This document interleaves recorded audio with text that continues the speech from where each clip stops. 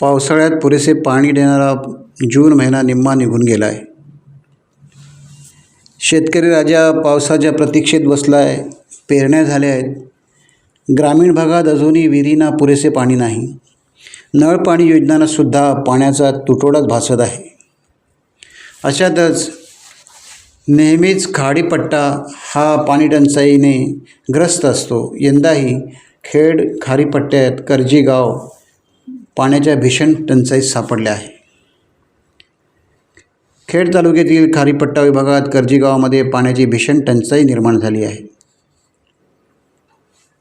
खारीपट्ट्यातील सर्वात मोठा व महसूल देणारा गाव म्हणून कर्जी गाव ओळखला जातो. मात्र या गावामध्ये पावसाने विश्रांती घेतल्याने पाण्याची भीषण टंचाई निर्माण झाली आहे.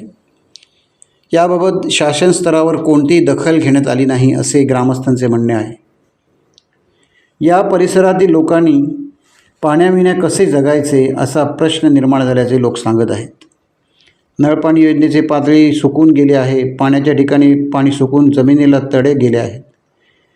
गेल्या अनेक वर्षात प्रथमच पाण्याची टंचाई गावाला भेडसावत आहे. गावकऱ्यांसमोर अनेक प्रश्न निर्माण झाले आहेत.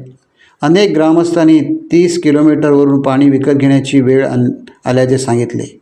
तसेच अनेक ग्रामस्थांनी गाव सोडून पाऊस पडेपर्यंत स्थलांतर करायचे ठरवले. याबाबत प्रशासन कोणती दखल घेत नसल्याने ग्रामस्थांना आता पाणी पाजणार कोण, ग्रामस्थांना पाणी देणार कोण असा प्रश्न निर्माण झाला आहे.